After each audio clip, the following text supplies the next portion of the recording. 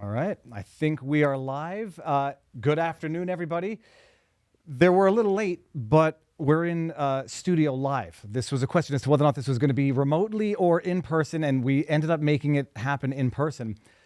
And it's going to be amazing. This is another one of those situations where you sit down with a person who, up until now, only existed on the interwebs and only existed on the interwebs because of the most harrowing experience and then the most, I would say, traumatizing legal experience that followed. Kyle Rittenhouse. We're going to do this in person today, and it's going to be fantastic. Kyle, I don't think anybody who's watching needs an introduction, but thank you for doing this and thank you for being here. How are you? I'm doing good, Viva. How are you doing? I'm glad to finally be on the show. It's been a long time coming. We've been following the story, but you say we talk about it like it's a story, and you're a human behind the 2 years. How many years ago did this happen now? A little over, almost 3 years ago, August 25th of 2020, so 2.5 years ago. Realizing that it's not a face on the screen, it's not an account on Twitter, it's a human here. It's almost difficult to appreciate, but surreal in its realness, I guess. We're going to start from the beginning because, we're going to get into all this. I saw you on Ricada. I know what I'm going to ask. I know what I'm not going to ask. I think one thing that is obviously clear about you, you are sincerely a good person, and it's going to sound shocking to people. The way you refuse to engage in any sort of bad mouthing or anything that can be resembled, I appreciate that. I'm not going to push any of the questions that where I saw you back, reluctantly decline to answer certain questions. But I've got stuff like we watched the trial beginning to end. The one thing that I never really got out of the trial that never came out of the testimony: who are you? Where are you? We know you're from Kenosha. We know a little bit about you, but what did your parents do? What was life like growing up? How many siblings? Who are you? Well, I grew up in Wisconsin and Illinois, jumped house to house, lived in a low-income family, a single mom household. My mom worked a lot of hours. I worked, two sisters. I was passionate about the things I did. I was passionate about being a police explorer and firefighter cadet and being my job as a lifeguard. And yeah, that was just... May I delve into the childhood stuff? Single mother. Where's your father? What happened to your father? He lives in Wisconsin. And so divorced at a young age. Separated. Separated. How many siblings? Two. You two others or you and someone else? Two sisters. Two sisters. You're the youngest. Middle. Okay. And now what is life like growing up with two girls? Well, you're growing up in an all woman household. Yes. What is that like? Very interesting. But you're 20 years old means you're born in 2003. That blows my mind. I was I was graduating law school in 2003. What is life like growing up in Kenosha, Illinois, single mother? What do you do as a kid? You're still sort of a kid, but what did you do as a child? Well, it's the Midwest, so we have cornfields and dairy farms, what it seems like. We have Chicago, so sometimes you go down to the city, go to Chicago or Milwaukee, but we were really close to the waterfront as well, Lake Michigan, so go to the beach sometimes. And there's a lot of small lakes you can go swimming at, and did that for fun. When I was around 16, 17, I'd start going to car shows, car meets, hanging out there and going to the beach with friends. And when you grow up in small town, rural areas, are you near other friends, or is it sort of not a lonely existence, but it's not congregated children playing in the streets? By small town, I mean not like Miami or New York or Chicago. I'm small little villages, if you would say, not okay. Houses that are 2 miles away, but very cool. And now, let me ask. We'll get into before you get into the night that I won't say defined your life, but defined the trajectory of your life, short and probably long term. Were you into hunting as a child? I'm from Montreal, Canada, so my cousins hunted, but it wasn't something that I got into growing up. Were you into that as of a child? I've never been hunting as a child. Okay. And so how do you get into having an interest in policing, I guess, policing and firearms in general? I presume this was not, the events of that night were not the first time you handled the firearm. I presume you had experience with that growing up, and when did that happen? Well, I've had very little experience handling a firearm. I've shot that rifle maybe once, put a couple hundred rounds to it once or twice, and I just got into wanting to be a police officer because I wanted to help people. I wanted to go out in communities, and I wanted to be like the good guy and just protect people. And so when this happens now, you're 20 now, this happens when you're 17. What's going on in the world? I mean, 16, 17-year-olds typically are not even necessarily aware of what's going on politically in the world. What is life like at that point in time for you, where you're living, given the summer of love, all that stuff? Like, what's going on in your neighborhood? How is it affecting you? How's it affecting neighbors? And how do you get involved in that? Well, so in Wisconsin and Illinois, there weren't many riots at first when George Floyd happened. There was like a few protests and stuff like that, but Chicago was rioting, Minnesota, and we were seeing this all on the news and unfold, and just these major cities burning down, and nobody was really thinking that this would come to like a small town like Kenosha. And then Jacob Blake happened, and then Kenosha was on fire, and people were devastated to see their community and my community being burned down. So I think people wanted to help by cleaning graffiti, putting out fires, and protecting small businesses. And so before the night that this all occurred, there had been 2 or 3 nights prior of burning to the ground, looting, vandalism. Yes. I mean, what does that feel like? What does the neighborhood feel like while that's happening? I mean, do you feel totally isolated in that it doesn't seem like anybody's doing anything, like authorities are doing nothing to help or stop it? It didn't seem like authorities were doing much. I can't really comment on much because I am facing a civil lawsuit. I don't know if you've heard, but unfortunately, our motion for dismissal got denied. So, dealing with that. So you're being sued by, I think it's the father of Anthony Huber, Yes. who's the individual who struck you with the skateboard. Yes.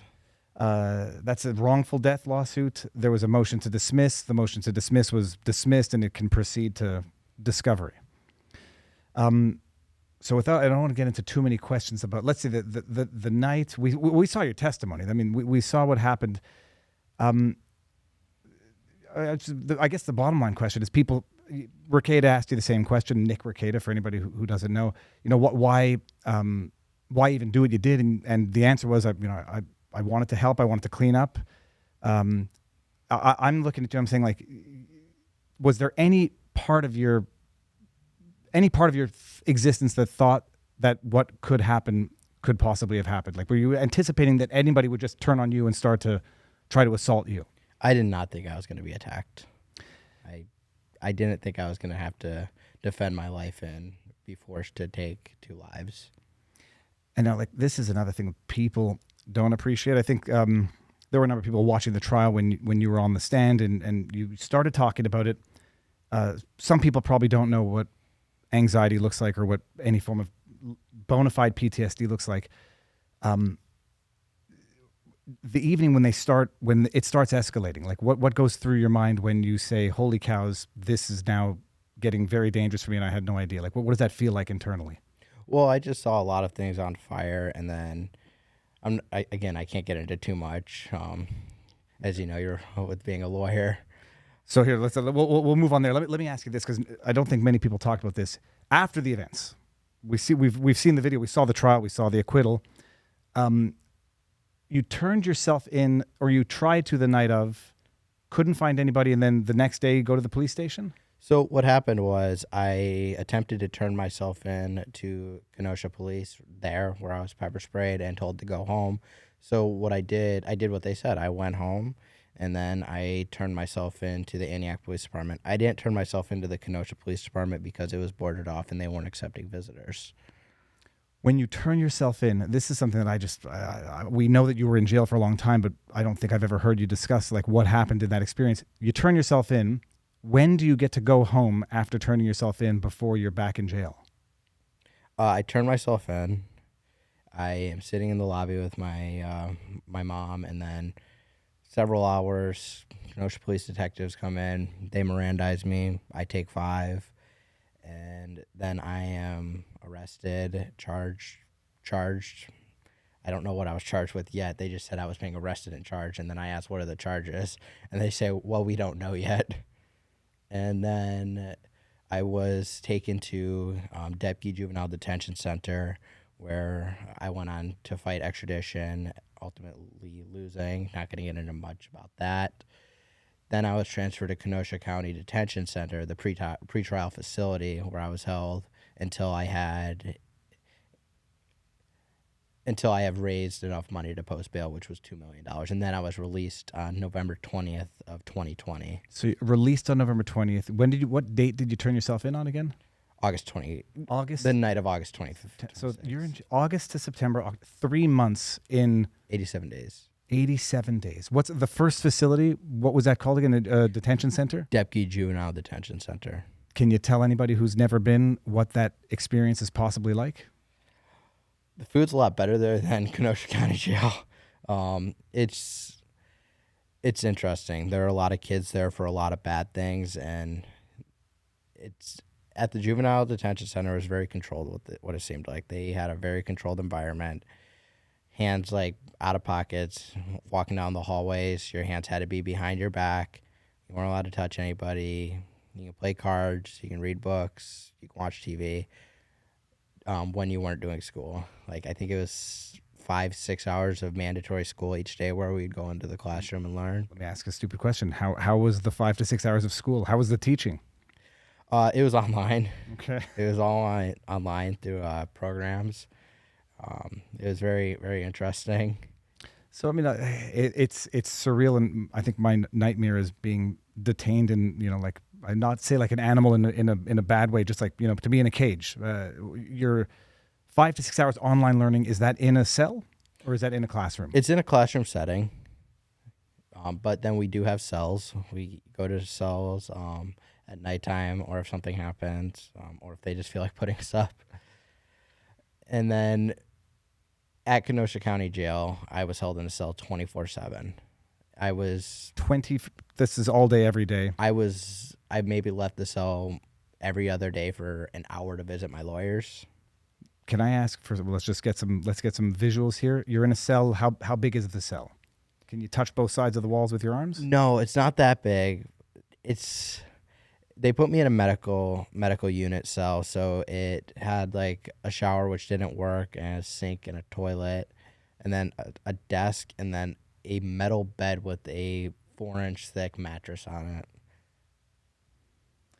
Why was it 24/7? Is this for your security? I was in protective custody. Okay. A lot of people wanted to cause me harm in jail. I don't know if you know who jailhouse lawyers are, but they have me greenlit, so they were worried about that. And I don't know who jailhouse. I think I know roughly what was going on, but what's jailhouse lawyers and what does greenlit mean?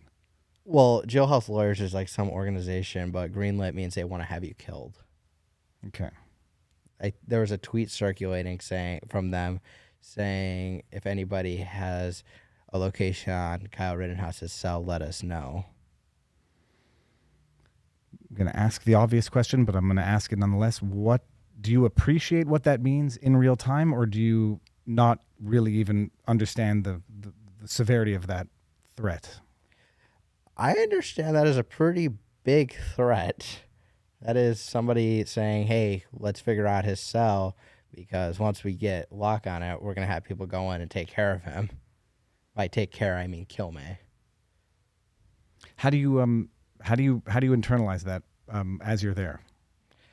I was just like, well, it's out of my control. I have to trust that the prison guards are going to protect me, and that whatever happens is God's plan. Let me ask you this also. Prison guards, do you get the impression they are adversarial, or are they conceptually supportive? Most of them were pretty supportive, what it seemed. There's one person who I don't think really liked me. Every time he put me in handcuffs, he like cranked him down and like dragged me a little bit. But this was actually a question it's a segue. It's you talk about you talked about a faith in God with Rakeda. I know you talk about it, and is your faith newfound, or were you brought up religious with the faith in some protective power? I've always been a Christian, but my Christianity has definitely strengthened through the situation. Learning to fall on God in the hardest times and just learning to trust Him. When you're in jail, are you reading Yes. the Bible? Yes. Okay, I have been meaning, like, I want to read the Bible. I'm not a religious person. I think I might be spiritual, but the lessons from the Bible are timeless, and I think they can help people contextualize things. Did you start from page 1 and go to the end? I did. I read it in pieces. I did my best. The Bible is a big book, and it is a lot to digest, especially on your own. And I'm still trying to learn to digest it all. And I have people I'm working with to try to learn everything the Bible is trying to teach us and apply it in everyday life. I was actually just listening to Jordan Peterson on Joe Rogan most recently on the way down here, and I think he said the Bible's not a book; it's a library, and a compilation of books. And he was explaining the story of Exodus and how it applies in today's day and age as well. Okay, so you're in jail, 24/7, in protective, in a protective cell alone. So no jailmate or cellmate. You get out every other day do you get sunlight? Do you get exercise? Do you get to shower? Like, life, what's it like when you're doing that? When I was in Kenosha County Jail, I didn't shower at all. I didn't see sunlight at all while I was at Kenosha County Jail. At Depke, I had a small window, like maybe 2 foot by 3, and it had 2 small slits, like 2 inches wide. You can barely see outside, and the window was a little bit scratched off, but you can make out what was outside. And I would like watch like the wind, and I'd be like, wow, I want to go outside, because you take for granted on little things like going for a walk or going to sit outside, like fresh air. You take for granted the fresh air you breathe. Let me ask you this.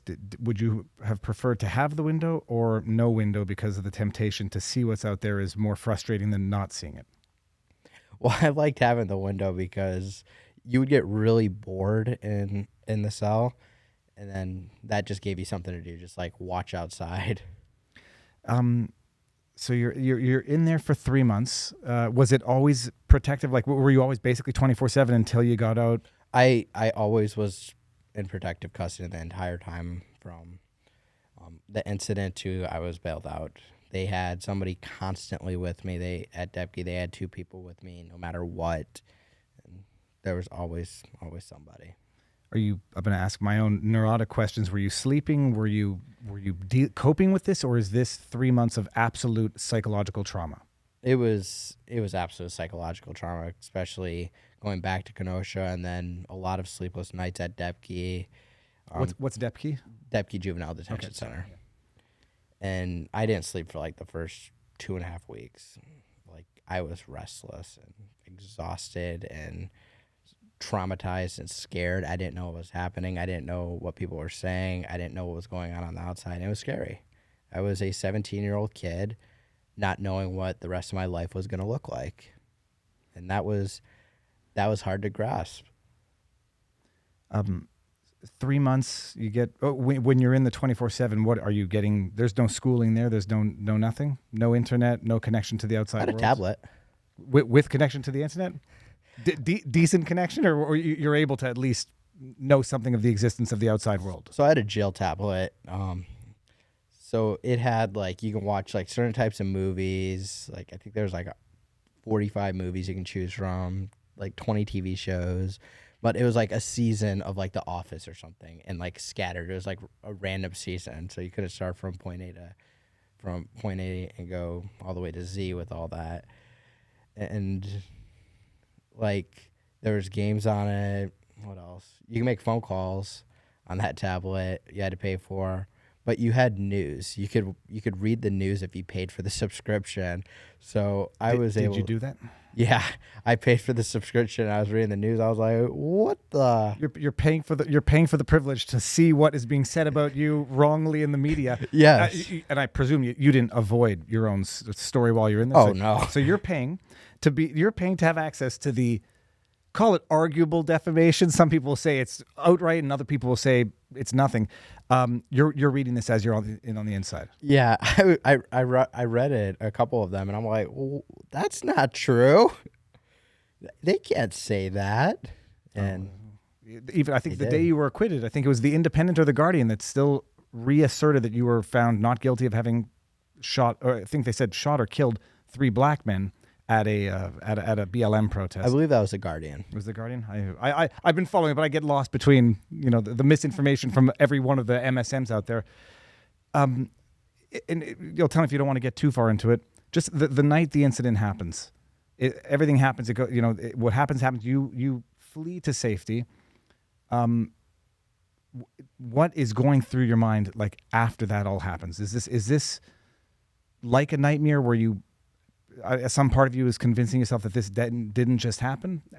It was an absolute nightmare. My heart was pounding. My adrenaline was pumping. I didn't know what was going to happen next. I was terrified. I was just almost killed in the street, and I was scared. I was scared and didn't know what was going to happen. All right, so now you're 3 months in pretrial detention. You finally get out after having raised, and then there's no shade on anybody here. 3 months in, you get the $2 million bond, which is you needed to put up the whole $2 million because it wasn't the 10% like under the bail system, from what I understand. Once that goes up and you get out, is it tasting freedom again, or is it experiencing a new type of terror now? It was a little bit of a taste of freedom when I first got out. Not being restricted, not being shackled wherever you go. I remember it. So I remember getting bailed out. I remember them coming to get me and they're saying, hey, pack up your cell. I'm like, where are we going? At this point, I'm thinking I'm going to Kenosha Detention Center, which is the bigger facility that is not attached to the court. So I pack up my cell. They put me in handcuffs. They take me downstairs to the holding cell, and then they unhandcuff me, and then I sign some paperwork. And then they give me my property back and say change out, and they don't handcuff me again, and they put me in the back of a white van, drive me to the detention center where I meet security detail, and then Security detail, as in your security detail. yeah, So that now they're saying we're here's security, and you're going to go into hiding effectively until you stand trial. yeah, and did that. Drove like 4 hours from Kenosha to Indiana, and ate my first meal. I ate my first meal. Where did you go? Well, I had chicken nuggets, but then when I got back to the safe house, I had a steak. On a barbecue, like grilled steak, No. or you ordered from a It restaurant? was from Outback. Yeah, that's not a bad steak. Okay, they can make steaks. And what did it taste like? Best meal you've ever had? It was pretty good, but I got really sick. I didn't know that eating like certain type, like I was on the jail diet, and I didn't know that can mess up your stomach, and like to not just go ham and eat a bunch of food that you haven't eaten in 3 months, especially red meat. Yeah. Did you vomit? I vomited. I was like curled up on the couch, and I was just like, I don't feel good. It is. I forget what book it was that I read. It was one of the few books that I actually read with my eyes, but it was about prisoners being released from detention centers during times of war, and their bodies had gotten used to not decreased caloric intake, different bad diets. What's the word? Malnutrition. And then you have to be brought back onto normal food. I was slowly. 140 pounds when I got bailed out. I went in weighing 200. Okay, well, I say that's not a slim fast diet that anybody should ever get on. 60 pounds in 3 months. Yeah. Okay. And then the first thing you do is chow down on a very heavy, greasy meal, and it makes you not deathly, but seriously ill. Yeah, like I was sick, and it was not fun. And then so what? I mean, you get out now. You're living. I don't want to say in hiding, but virtually in hiding. Yes. With your mother, siblings, or is that as bad now as it was immediately after at the time of the incident? Not as bad. I still don't tell people where I live for obvious reasons.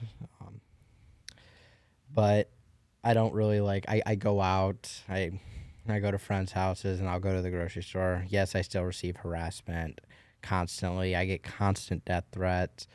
It's hard to go out. I don't like it, but I can't afford a 24/7 security detail. I'm kind of on my own in this situation. And Yeah, obvious questions here also. It's not a question that you suffer from from PTSD in the most clinical senses. Are you seeing therapists? Are you seeing therapists now? How do you cope with? I'm seeing therapists and talking to people with similar situations, people who have been forced to defend their lives, and just having like a support group around me. And does therapy help? It does. It does help to talk about it and to just release your feelings and like decompress what's going on, and having like, I don't want to say safe space, but having a safe space. And there's a form, I forget what it's called, EDMI, the eye movement, laser eye therapy thing. It's something about controlling eye movement. Yeah, I haven't tried it yet, but I really do want to try it. And then cognitive behavioral therapy. Have they given you any of that? Well, that's like rewiring the brain, as my wife would say. It's because I presume there are things that trigger immediate flashbacks, immediate sensorial reliving of the experience. Yes. Sounds, smells, random things.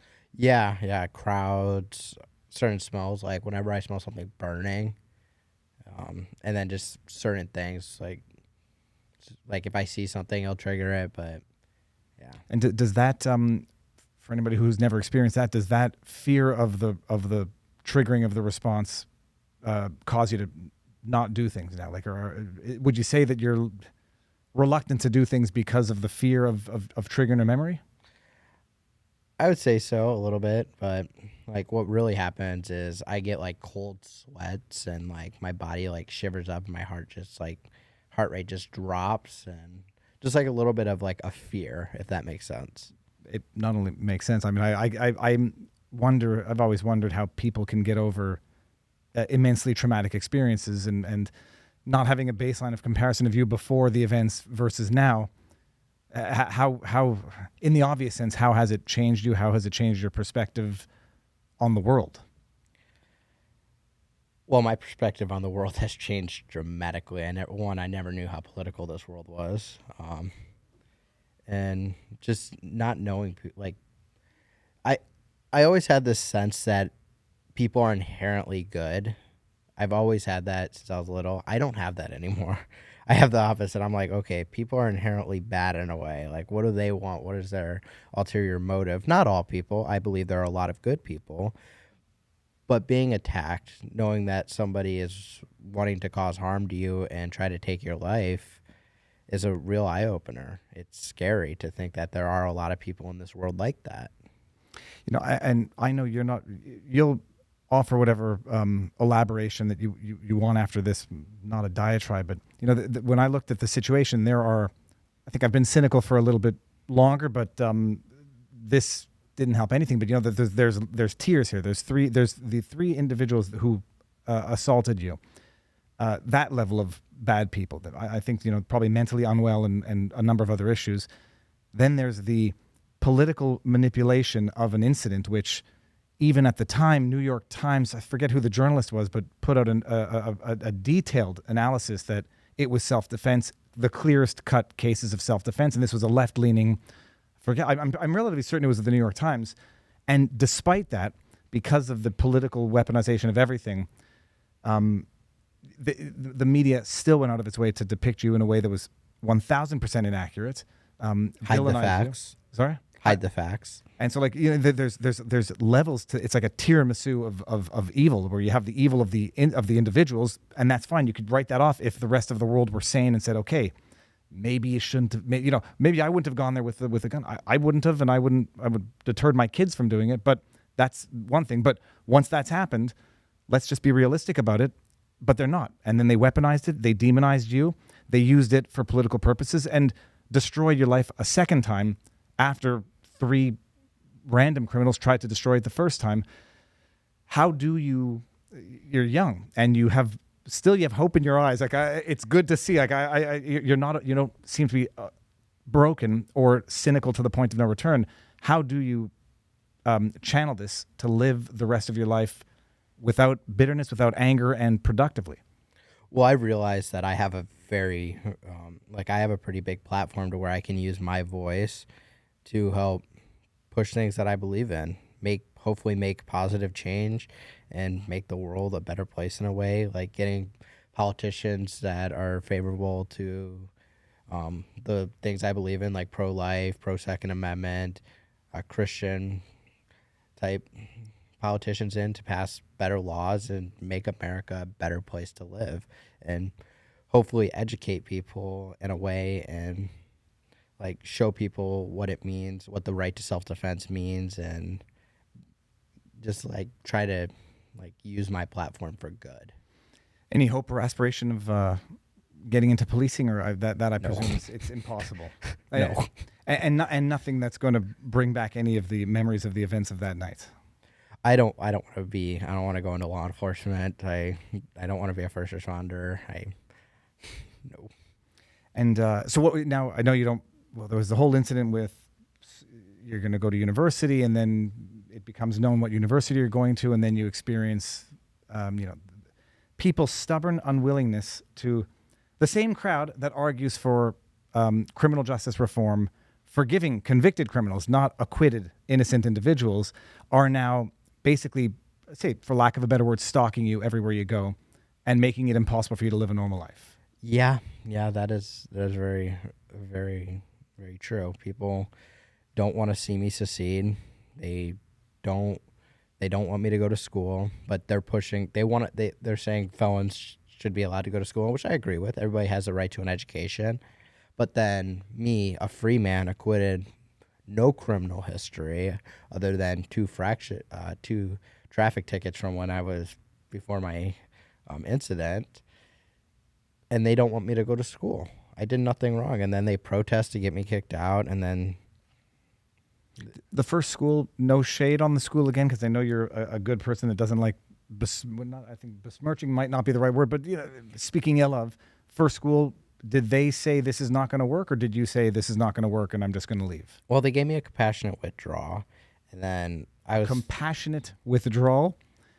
Please elaborate. What the heck does that mean? It means they took me out of my classes. Okay. Well, they didn't fail you for leaving. They said you can leave and we won't fail you for the rest of the semester? No, they were like, yeah, we're just going to withdraw you. Okay. And I was like, oh my goodness, whatever. They came out, and they're not allowed to do this. I forget what the law is called, but they commented on something about my education, and you're not allowed to do that. And that ticked me off a little bit. And then I made the mistake a second time of announcing where I was going to school, and then people started throwing a fit and like, no, we can't have this person come to our school. And now I'm in college, but I am not announcing where I go to college. It's a wise, once bitten, twice shy, and third time, so you should have learned from the first two. And who was it? There was one person tweeting who wasn't even your professor, saying they were going to keep an eye on you, if I remember this correctly. Do you remember that? Or is that I follow the Twitterverse. I'm not sure how much you were following. There was one professor who was not even your professor, but saying, I'm going to follow this student. I think it was your situation. It was you. I'm not sure. But may I ask what you're studying now? Right now, I'm just like focused on learning a lot about business. I feel like that is a very, very valuable skill to have, and I'm not great at math or English, and just trying to get caught up to a point to where I can prepare myself for success. That's good. I think my one, if I had a regret, it was not doing an MBA before law, because being a lawyer and not I've learned how business works, but an MBA is probably the most useful degree you can get, because it's like the basis for a functioning society. What type of lawyer are you, Viva? I did commercial litigation for 13 years. So nothing, no criminal, no tax, and no family. Just a contracts dispute in Quebec. And that's where I think I started getting my black pill, but I'm everyone, I should say, I'm red pilled, but not black pilled yet. But seeing the way the world works, it's eye opening. And you got the steepest of learning curves at the youngest of ages, because you're a young idealistic kid who thinks I can help, and there's not people who are just hell bent on destruction. What do you do now for fun and for relaxation? What do I do for fun? I know Nick was giving you, some people were giving you some heartache for those TikTok videos, which I think it's innocent. I just think TikTok should be avoided at all costs because nothing good comes out of TikTok. But what do you, I mean, you have to do something now to distract and to fulfill? I go wakeboarding. I wakeboard with my friend at AF Wake. He helps run the place, and I have a lot of fun out there on Lake Gaston during the summertime. I snowboard in the winter. And other than that, I just try to hang out with friends and just go over to their house, play games like card games, Monopoly, that type of stuff. Normal 20-year-old college kid stuff. Now, I hate to ask they're not uncomfortable. It's just hard because I go to your Twitter feed and I see it's just filled with toxicity. And look, people are going to say, well, what do you expect under the circumstances? And I was listening. It was Jordan Peterson, Joe Rogan talking about like he called it the triad, or basically like, you know, the culmination of all things evil: narcissism, psychopathy, and Machiavellianism, where people go online anonymously, strictly with the intention to destroy. And not only do they not get, I say punished, they don't suffer social consequences. They actually get rewarded for it. Do you deal with it, and how do you deal with it? Well, I get a lot of hate comments, but I look at it like they're promoting my content for me. That is the truth about like the bad chatter. That's what Twitter is. It thrives on negative interaction. So I say, like, from a cynical perspective, it drives engagement. But I mean, it has to take a psychological toll. A little bit. I look at some of the comments and I just say, how ignorant of the facts can you be? How can you not watch the video and then go on and comment and say something completely false and opposite? Yeah, well, and not only does it not get corrected, it gets retweeted, and everyone it continues to promote the misinformation. Let me ask you this now. So where do you see yourself in 5, 10 years? Short, medium, long? Well, forget the long term. Nobody can tell. Short, medium term. What do you have on the agenda? Well, the short term is get through this lawsuit. And now, I know you can't go into too much of it. I familiarize myself with it. But it is, at its base, wrongful death lawsuit by Anthony Huberman's father. How much are they asking for? Amount to be determined at trial? Yeah, I'm not going to discuss that. Okay. And there was a motion to dismiss. Do you know the basis of the motion to dismiss? It was a motion to dismiss and to quash for service because I don't believe I was properly served. I wasn't served physically. I was never handed the paperwork. They served it to my sister at a house I don't live at. And the rules of procedure are a double-edged sword. They can cut both ways, and they can apply both ways, or they can find exceptions. So the judge found you were properly served. Yes. And you're not going to dismiss. You're going to go to discovery because there might be some basis of a lawsuit despite the acquittal, given the difference of standards of evidence in civil versus criminal matters. Mm-hmm. And we respect the judge's decision. We are disappointed, but we respect it. Who's helping you with this? Who's your lawyer in this file now? The attorneys from Nelson Mullins. Okay. And what was I going to say? It was about the dismissal of it. Legal fees. Sorry, people don't understand this either. Now lawyers are expensive. You know, and you're following the events of that night. Your life. I mean, it's consisted of crowdsourcing to defend yourself. One on the criminal, and once that was over, people think, okay, you've got your freedom back. But the way lawfare works is not so fast. When did you get served with the civil lawsuit? I want to say... Oh, and let me rephrase, just so that there's no admission. When did you get this? When did you become aware of this lawsuit? In June. Forget the challenging the service. So it started in June. June, July. You were acquitted. It's over a year ago now that you were acquitted. Yep. And is this the only family that's suing you thus far for wrongful death? Yes. Okay. So it not dismissed, and now you have to go through with this, and so you're raising legal funds for your defense. Yes, I'm raising funds to help pay for this lawsuit. I'm in a mountain of legal debt already, and I'm only 20 years old, and it's stressful and it's hard. But you can go to www.givesendgo.com/Kyle Rittenhouse to help me pay for my lawyers and make sure that they don't win, because that's what they're trying to do. They're trying to drown me in a mountain of debt, and make sure I can't defend this lawsuit. And it's Are scary. you ask a silly question? Are you working now?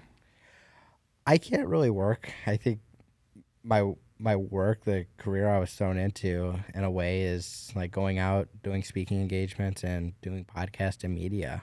And I asked that question. I mean, I sort of thought the answer was obvious because it's not like, I don't know what employer would want to take on the headache of having to deal with the onslaught of online harassment that would invariably come from hiring the Rittenhouse. The name, by the way, Rittenhouse, it's of Germanic descent, right? Yes. And I think I looked it up. It means a house that's built on a slope. if I'm not mistaken. Sorry, now that I'm remembering this, one other question. When all of these accusations of racism and white supremacy motivating this thing, there were rumors online that you might have had Hispanic or Latino, either blood or family members. I'm German and Irish. Okay. Rittenhouse is your dad's last name. Yes. Okay. So yeah, you're not going to, you're not unemployable, although maybe that would be the way to qualify it. But you're doing speaking engagements, you're doing advocacy work, and now you need to rely on crowdfunding to actually defend yourself from the second bout of this, what many people think is an outright legal injustice. What's the next step in the lawsuit that it'll be discovery now? I think so. It's recently the dismissal of the motion to dismiss was just the other day, right? So yes. It's still news. Yep. And I'd say it's the coping aspect of this, and not coping in the sense of it's the healing and getting over this. What do you do other than the speaking? Like, what do you do now to try to make yourself whole? Do you feel that you can ever make yourself spiritually and psychologically whole from the trauma of that night?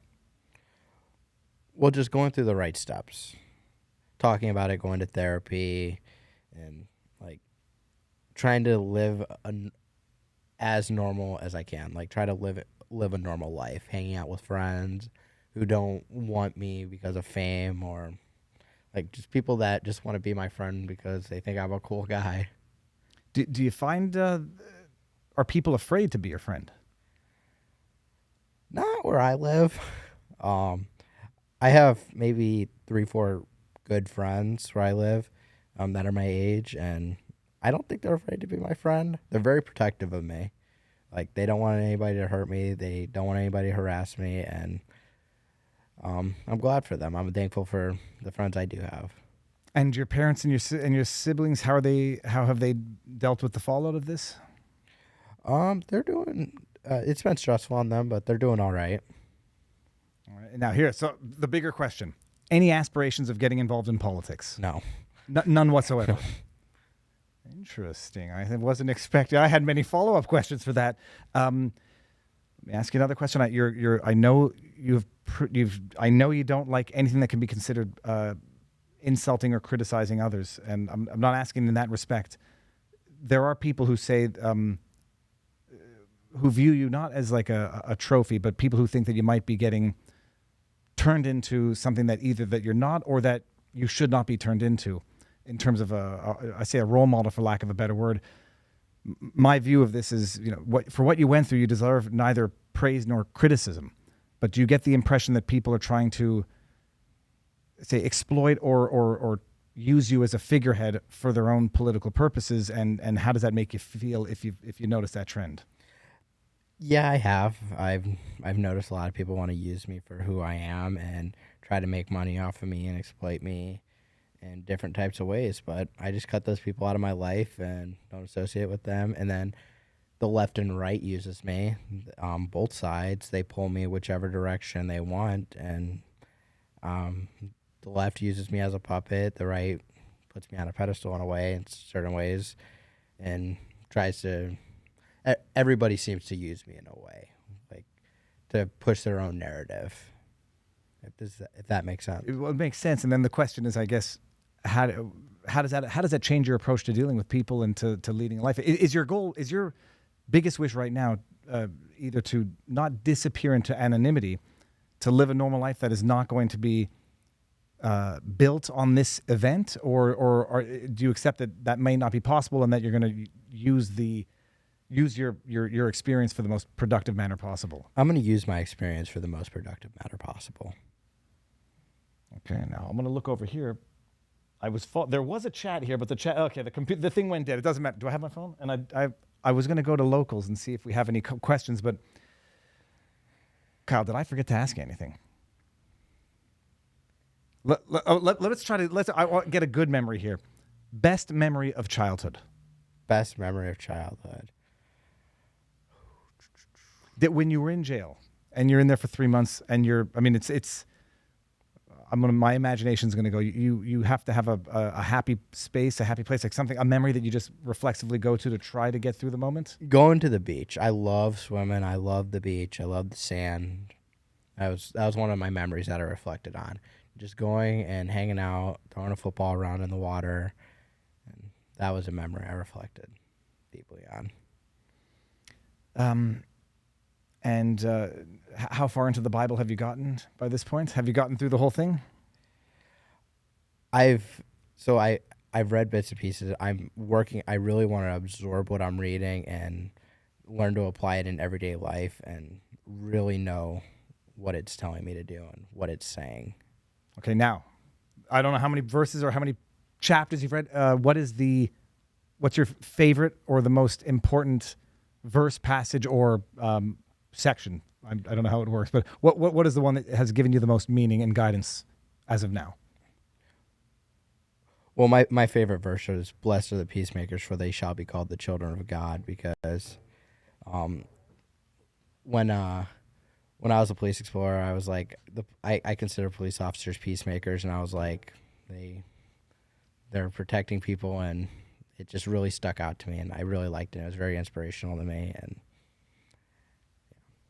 Okay, good. Now, one person actually got a question that I forgot to ask. Defamation lawsuits, are you allowed talking about those? So we're working on filing them. I know it's been a long time, but what is you have a lawyer, so I presume they're not going to go past the statute of limitations, time bars. It's about 3 years, okay, so we got time. Okay, we have time. Who's on the Todd McMurtry? Oh no, Todd McMurtry. Okay, I remember his name from the other lawsuits, but. Who's on the list of media to receive? I guess Facebook, CNN, MSNBC, Whoopi. People who defamed me, people who called me a murderer, white supremacists. Those are the people we're going after. We really, really have to focus on like anti-SLAPP laws because we don't want to go in and end up losing a lawsuit and then getting hit with the SLAPP law and then having to pay the other side. So that's what we're really studying. That's what we're getting the legalities of and trying to get the right venue and just make sure that the paperwork is right, organized, and we have a strong base for when we file. Do I even want to ask you to dredge up the accusations? Who has said the worst things? I mean, what did Whoopi Goldberg say? Do you remember offhand? She called me a murderer. After the acquittal? Yes. See, that's where, it's not to be a lawyer, but beforehand, accused, or beforehand, maybe people think you're a murderer. You get acquitted, and it never goes away, and it's a factually, legally incorrect statement, and there's going to be some legal uphill battles as to whether or not you are, as they say, defamation proof because of what happened. Okay, so Whoopi Goldberg, Facebook, what they did something particularly egregious. So Mark Zuckerberg called me a mass murderer, but Facebook, I believe, violated Section 230 of the Communication Decency Act. So what they did is they allowed comments for hate to be up, but they did not let comments for support be up, and they didn't even let them use my name. And Section 230 allows Facebook to remove remove certain things. But we don't believe it allows you to remove somebody's complete name from the algorithm and anything that's newsworthy. So we believe it violated it. Nothing's been filed yet against Facebook? Nothing yet, but we're working on researching Section 230 of the Communications Decency Act to file it against Facebook. Yes, with some of the Twitter files that have come out, there's going to be the argument as to, under certain circumstances, whether or not they were acting as bona fide state actors under the coercion or bribery of the government. But in these cases, I mean, there hasn't been a court yet that has stripped that has minimized the Section 230 immunity whatsoever. But is it not mind-blowing? And the most frustrating thing on earth is that there's the freedom to defame, but not even the freedom to defend.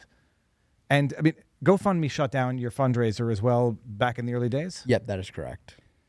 That was, I think that was the first time we heard of it, where they don't allow fundraising for alleged violent crimes. Notwithstanding, there were some examples, some exceptions to that rule? There were a lot of exceptions to that rule, such as if you fit GoFundMe's narrative or agenda, then you can crowdfund if you committed a violent crime. Like, there was this person who shot a little boy in the head, and I think he raised $20,000 on GoFundMe. I don't know if you remember that. No, I remember there were. I don't remember specific incidents, but I remember it, and that there were concrete examples where people and my view. It's a tough one. I had this discussion with the CEO or the owner of Give, Send, Go. Right, it's a Christian website, a Christian fundraiser, and I said, well, what would you not allow because of your beliefs? And he said, barring one specific example, even potential or accused sinners deserve a chance at redemption. So people accused even of violent crimes, if you deny them their ability to raise funds, you're not going to get a fair trial. Exactly, and you're compromising the system itself by prejudging and pre-convicting and guiding a specific conclusion.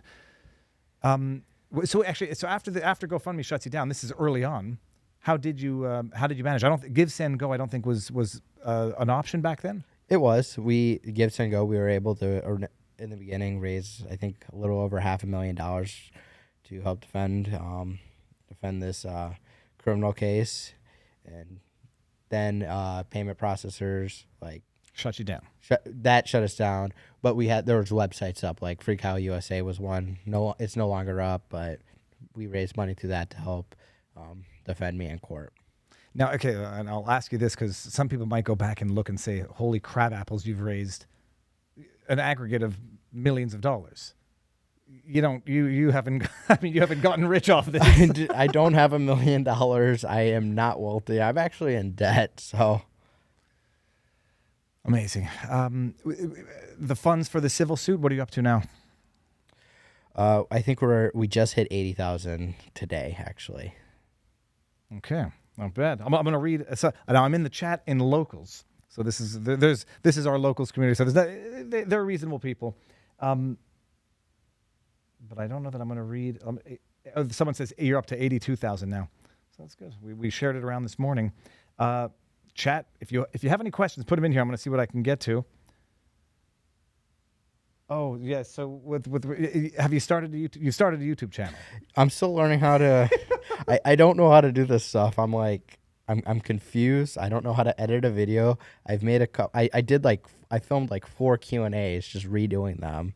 And I can't get it right. I'm still working on it. So I promised it was going to come. It's still going to come. Dude, I'm going to send you 2 things. I'm going to send you a video from Casey Neistat, which was the #1 advice that even I employed at the time. And it was how to succeed at YouTube. 3 words, just keep uploading. And then the other expression, don't let the perfect be the enemy of the good. And I know Rakeda was ribbing you as to what the subject matter of the channel is going to be. Are you into fishing? Like, I assume everyone has to love fishing because I love fishing. I was blessed. I got to go on a halibut fishing really? Trip with a friend. Atlantic coast? In San Francisco with my great friends from Nevada at Nevada Firearms Academy. This is recently? Yeah, several months ago. But how big did you catch? He was huge. Like 80 pounds, like mass. It wasn't an 80-pound halibut. It was like a 25-pound halibut. Even still, they fight like the devil. It was fun. And then I caught a crab. While fishing? While fishing, I caught a crab. Did you keep the crab? I did not keep the crab. You kept the halibut? I kept the halibut. And you grilled it up fresh? We had blackened halibut and blackened halibut tacos. You see, when I think YouTube, first of all, I'll help you with the YouTube, the editing and all the stuff that people, it's impossible. Well, I'll help you with the Rumble because the online content creation, it's cathartic. It gets you out of your mental framework. It gets you outside, and it's awesome. The fishing market on the interwebs is sort of saturated already, so you have to have an angle to it. But we'll talk when the cameras are off, because it must be done. You must be doing it sooner than later, and not letting the fear of perfection get in the way of just getting it done. All right, perfect. What else? What is so? Civil lawsuits. You only have one, but it's gonna be lawfare for a while. You're healing, and you're getting on with life. Let me see did I miss anything that you absolutely want to say? I think you covered it all. No, give me 2 minutes to go to I'm going to go to the chat, because what I hate the most. This took a long time to coordinate, and if I forget to ask one question, someone says, "Nice boots, Kyle." First of all, they are beautiful boots. Those are cowboy boots. Yeah. Legit cowboy boots. Yeah. No zipper. You have to pull those down. Yeah. Okay. Let me see here. I didn't know they could see my boots. I haven't. My wife said don't wear these shoes because they're so dirty now. They say Viva Frei. They say Viva Frei. And let me see if I can get. Okay, check this out. This is Murph's kicks, by the way. Murph, they're amazing, but I've worn the heck out of them. So my wife said don't wear. They're not clean. But I love them. Those are. I had one pair of cowboy boots. I got them in Mexico, but they weren't particularly well made and cut the living heck out of my heel. Let me see this. It's all about the socks you wear. Yeah, but those look more comfortable. Frei, Kyle, please consider TFT, thought field therapy, to help with PTSD. That works. I'm 78. Dr. Michael Galvin is renowned and can give you names of doctors. It works faster and less painful than EMDR. EMDR was the. Okay, let's see. How much good advice does Barnes talk? I presume you've watched us once or twice. Barnes, on point. Yeah, I would say so. Well, if Kyle didn't think that, he wouldn't say anything. That much I know, but I do know that you I think you like Barnes's advice. Does Kyle have any questions for me? While you think of those, let me continue reading. But do you have any questions for me? Let me think about it. Okay, think about that. I'm going to get some more here. I'm not. I know that does Kyle have an opinion on Linwood? I know that it's not a gossip type. You're not a gossip type of guy, so I'm not going to get into those. Chat on locals. Let's see what you got here. What was it like meeting Trump? Are you still in touch with him? It was an experience. It was awesome. It was very fun. Mar-a-Lago is one of the most beautiful places on planet Earth, in my opinion. It was amazing. I don't talk to Trump. Like we don't like call each other and have phone calls, but I've seen him a couple times since when I first met him. I was at a movie premiere where I got to see him again. And that was fun. This is the interesting thing, and I know what Robert says about Trump, that he is, like, despite being depicted as Satan himself, an actually nice person. I imagine that privately or individually on a one-on-one basis, he gives like that loving uncle vibe. Is that, am I correct in that assessment? Yeah. And how tall is he? He's taller than you. Yes, he's taller than me. Okay. So my question for you, Viva, is do you have dual citizenship in U.S. and Canada? I do not. You do not? Yet. Now, I'm on a 3-year visa. Okay. And then the question is whether or not I apply for permanent residence. And I'm serious. I mean, the world has gone batshit crazy everywhere, like Canada and the States. And the question is, you're looking even within the States, which state is going to be the last bastion of freedom? Texas. Well, so it's good. There are people who say it's going to be Florida. I was in Texas, man. I was in Austin, and the city Austin itself isn't Texas. Well, what part did I miss? Because I was in Austin. I actually drove to Albuquerque, New Mexico, with my daughter overnight to see the Breaking Bad stuff, but I didn't get to the east of Austin. So, like, what parts of Texas reflect the essence, the zeitgeist of Texas? A lot of the smaller towns, just like the big cities don't really show Texas's values, but the smaller counties and outskirts of the cities, that's Texas. So you don't think Texas is going to go the way of California when all the defectors from California come into Texas and turn it into... No, it may, but That's a very valid point. Because I'm looking. So we've been in Florida now for 6 months. There's a lot of New Yorkers from Florida. There's a lot of New Yorkers in Florida. It's like I think there's more New Yorkers in Florida than Floridians, but it's going the other way politically. So I think the people leaving New York appreciate the politics from which they're fleeing, but it seems to be a bit different. California to Texas. I would say so. I like Florida. I love Florida a lot, but I don't agree with a lot of the laws here, especially the ones on the Second Amendment. I see that they're trying to pass constitutional carry here, which is it's about damn time. But I don't agree that you have to be 21 to get a rifle here. And you would not like Canada and Canada. Oh, don't get me started on Canada. No, I mean, I went through it like firsthand because we have in order. First of all, small arm. There's a freeze on small arms in Canada. It's outright illegal. Criminalized, almost even legal possession. But I did the long arm unrestricted license, a 2-day course, like a 2-day course. I had to take an exam, and then in order to procure one, you have to get a background check. You have to get authorization from a spouse, and you have to renew it every 5 years. And even then, can't be stored loaded. You have to have a trigger lock on the rifle.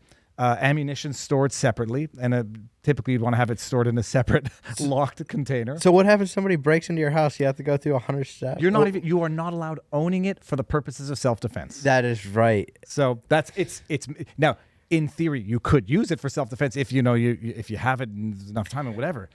There's no self-defense in Canada. There is no self-defense in Canada. No self-defense in Canada. No pepper spray. You can't even have nunchucks for self-defense. I looked this up just to make someone laugh, but self-defense is criminalized in Canada. Yep. Guns are effectively the ownership of lawful ownership is effectively criminalized because you make a mistake and you're looking at serious time in jail. And despite all of that, gun violence is going up at a rapid rate in Canada. So I talked to a cop from Canada, a retired cop from Canada, and I was talking to him about the gun control and the gun laws there, and I learned a lot. So one thing I took away from that conversation is, like, somebody who owns a firearm, they get convicted of a crime with a gun, then they go to prison. They do what would be maybe a life sentence here in the United States is maybe 2-3 years in Canada. Is that right? There is the penalties are much less harsh. I mean, I know there was it was an egregious criminal, but they could be eligible for parole, 2 to 3 years, depending on the severity. No, like maybe 10, 15. But yeah, there's penalties are more lenient on the far end, but then there's some minimum requirements for firearm offenses which are just totally unjust, which can affect the innocent. But yeah, our penalties in Canada are far more forgiving. Is Tim Hortons better than Dunkin'? They're both crap, in my opinion, actually. Tim Hortons used to be good. But now it just tastes like watered down tea. Like it tastes like watered down sugar water. But then I also hate Starbucks. Tim Hortons has gone downhill. Do you know who Tim Hortons was? No. He was a famous hockey player who died in a drunk driving accident. And the legacy, most people don't know of the history behind the legacy, but it became one of Canada's iconic chains. Have you been to Canada? No, I don't have a passport right now. Do you not have a passport because of everything, or you just don't have a passport? I don't have a passport. Well, because I was going to get a passport, and then my criminal trial happened, and then I have yet to get one. I've been really busy. It's actually on my bucket list this week. Well, passports are good, but America is such a wildly big, diverse country. Exactly. Okay, I don't want to make a fool of myself. 51 states. I remember how many states are there? It's not 52. It's 50. I think it's 51. Yeah, I remember it's not the number of cards in a deck, but Canada's amazing as well, except the politics. Geographically, America is like it's a tapestry of everything on Earth. Like there's so much to see here. Yeah, and Canada's huge. Like I was looking at a map of Canada the other day. How many territories? Like you guys have territories, right? I have to count them. We have 2 territories. We got let's see if we got Newfoundland and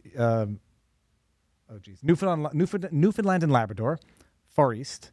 Then we've got Nova Scotia, Prince Edward Island, New Brunswick on the east coast. Then we got Quebec, Ontario, Saskatchewan, Alberta, Manitoba. I get mixed up between the prairies. Which one's the most conservative? The most conservative would be Alberta, but conservative in Canada, is not the same thing as conservative in the States. Alberta is the province which has like COVID freedom, but it's still COVID tyranny, but just less so than the other provinces. British Columbia on the far west is Canada's California, and Ontario is like Canada's New York. It's just liberal to a problem. But it's Canada's beautiful, but there's not as much distinction between the provinces, and there's fewer of them than the states in America, which they're each their own country. So I say you don't need a passport, and where are you going to go? Like there's Europe. Well, just in case I ever have any speaking engagements overseas, get a passport anyhow. And Europe is beautiful, but you go to Europe and you'll appreciate America a lot more. I studied 1 year in Paris in 1999 to 2000, philosophy at La Sorbonne, and you appreciate the difference between America or the West and Europe. Europe is part of the West, but architecture is the only thing that makes Europe distinguishably better than North America. Other than that, politics tend to ruin everything. BC is Commieland, says Rob A. None of it. Northwest Territories are the two territories. Yes. Chat. Let me get some questions. If I've missed anything, we are bigger than the U.S. Yes, it is. And okay, here we go. I have to make sure that before I read it out loud. NS Spence says, Kyle, you may not realize it, but you are wise beyond your years. Your spirit and outlook remind me of Henley's poem Invictus. You too seem to possess an unconquerable soul. What is most mind-blowing? Oh, someone asked if you considered running for public office. We asked him. He's no interest in politics. If you thought media would make you cynical, politics is the ultimate. It's the doom pill. It's not even black pill. Like I wouldn't have a problem with being a lobbyist, but I don't want to be a congressman. I don't think I can do much change inside office. I think I can do much more change outside of office. In my opinion, it was Andrew Breitbart who said politics is downstream from culture. This is when I ran for federal office in Canada. I say not only, but I said before I run from the country, I'm going to run for the country, and if they don't want to elect change, well then Canada. But the night of the election when I still, like an idiot, thought I could have a chance of winning. I was like, if I win, I'll have less reach, less impact, less influence than on the outside. Luckily, I lost hard. I got 3.3% of the vote, which was twice as much as, or three times as much as the same party got the prior election. Oh, but nice. The astronaut Marc Garneau got 53% of the vote. My riding has gone liberal by more than half for almost 30 years. So Kyle, okay, we're gonna wind this up because you got to go somewhere now. But I don't want to put you on the spot and ask for the white pill outlook. What are you most looking forward to in the coming years? Getting this lawsuit, getting over this lawsuit, moving on with my life, and just being an activist in a way, and just seeing change in America, seeing better laws get passed, and just seeing America become free again. Well, there's you were thrust into circumstances that would have destroyed most people. You've, by the grace of God, made it out. And you, I may be projecting, but one can see trauma and lingering effects as is normal. But I think what most people will be struck by is your resolve. I mean, you're surviving and thriving, and you are an inspiration to many, not necessarily a figurehead, but an inspiration as to overcoming as much adversity as any single human can expect to ever experience in their life, and you're continuing to experience it now. You look like you're doing okay. Where can people find you?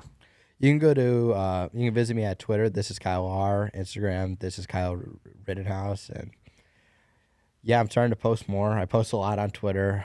I don't post that much on Instagram. I'm shadow banned on Instagram. Instagram is useless. Unless you have the fishing channel. When you have the fishing channel up, fishing pics and fishing vids on Instagram. But it's a totally different essence of platform. It's not for politics. It's not for it's for people, showing off their dogs and kids. Yep.